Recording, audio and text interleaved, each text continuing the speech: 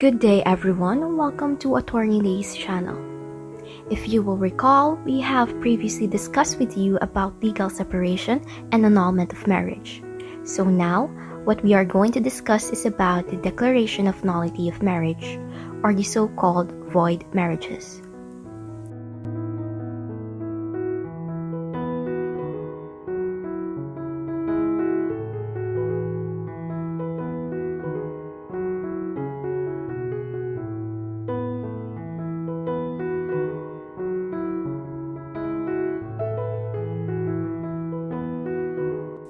What is a void marriage?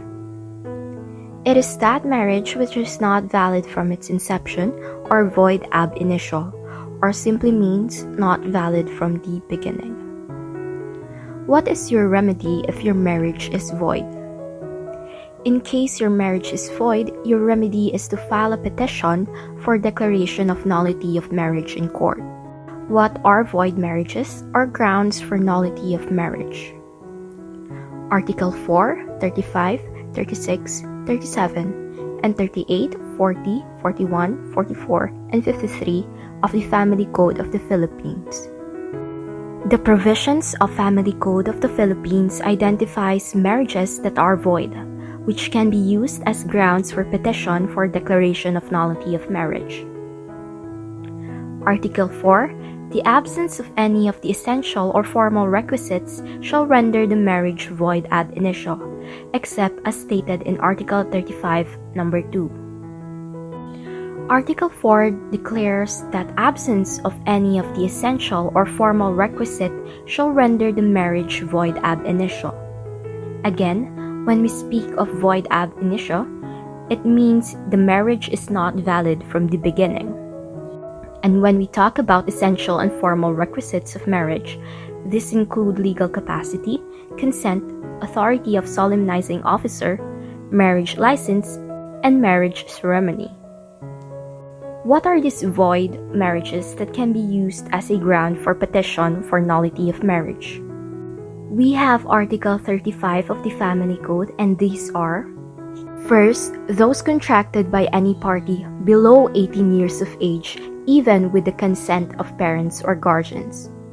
In this case, please be reminded that a person below 18 years of age, being a minor, has no legal capacity to enter into a marriage. A minor cannot and can never give consent to a marriage. It is important to note that legal capacity to get married is 18 years of age. So, if you contracted a marriage when you are below 18 years of age, for example, 15, 16, 17 years of age, your marriage is void, even if it was done with your parents' consent. Hence, you can file a petition of declaration of nullity of marriage in court on the ground of lack of legal capacity to marry, being below 18 years of age, even if your parents consented to it. Second, those solemnized by any person not legally authorized to perform marriages unless such marriages were contracted with either or both parties, believing in good faith that the solemnizing officer had the legal authority to do so. So who are authorized to solemnize marriage? We have the mayors as provided under the Local Government Code and Article 7 of the Family Code. We have priest, rabbi, imam, or minister of church or religious sect, incumbent judges, ship captain or airplane chief, military commander of a unit, consul general, consul or vice consul are among the persons who are authorized to solemnize marriage. However, if the person who solemnized or officiated your marriage has no authority, then the marriage is void. For example, a judge who was already retired solemnized your marriage. Such marriage solemnized by a retired judge is considered void because a retired judge has no authority to solemnize marriage. The exception is if you or both of you believe in good faith that the said person was duly authorized to solemnize marriage, then said marriage will still be considered as valid. Third, those solemnized without a license, except those covered by preceding chapter. Marriage license is a formal requisite of marriage. So, the absence of marriage license makes your marriage void. If you do not have a marriage license at the time you contracted a marriage, then such marriage is void from the beginning. But then, there are exceptions to this rule, when marriage license is no longer needed. An example of which is when both of you continuously and exclusively live together as husband and wife for 5 years. In this case, you will no longer need a marriage license in order to get married. Or in other cases, such as articulum mortis, wherein either you or both of the contracting parties are at the point of death. Hence, there is no need for you to secure a marriage license. We will discuss other instances when marriage license is no longer needed in our future video. Fourth, those bigamous or polygamous marriage not falling under Article 41. Bigamous or polygamous marriages wherein you contracted subsequent marriage despite the existence of prior valid marriage. Also, instances when you contracted several marriages or the so-called polygamous marriage. Then, your marriage is void from the beginning.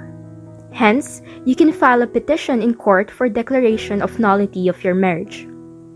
It must also be emphasized that if your first marriage itself is void and a subsequent marriage was contracted without prior judicial declaration of nullity of first marriage, then the subsequent marriage is also void. Another provision where your subsequent marriage is null and void is found in Article 41 of the Family Code, in a situation wherein your spouse had been absent for 4 consecutive years, or 2 years in case of disappearance, where there is danger of death, and you subsequently enter into another marriage without first getting a declaration of presumptive death of absentee spouse, and both of you acted in bad faith. Then, such subsequent marriage is null and void. Fifth, those contracted through mistake of one of the contracting party as to the identity of the other. It only means a mistake as to the identity of the other party. An example is when one of the contracting party marries the twin of the other party, believing that such twin is his or her lover. There is a complete absence of consent, thereby rendering the marriage as void. 6. Those subsequent marriages that are void under Article 53. This would mean that if your marriage have been declared as annulled or nullified by the court, before you can remarry, you have to comply with the requirements of liquidation, partition or distribution of properties, in proper cases delivery of presumptive legitimates, and recording of decree of annulment or nullity with the proper civil registry. So non-compliance with this requirement will render any subsequent marriage void. Article 36 of the Family Code. A marriage contracted by any party who, at the time of celebration, was psychologically incapacitated to comply with the essential marital obligations of marriage, shall likewise be void, even if such incapacity becomes manifest only after its solemnization. Another instance for which you can file a declaration of nullity of marriage is on the ground of psychological incapacity, expressed in Article 36 of the Family Code. In Article 36 of the Family Code, there is no marriage, so to speak, of in the first place.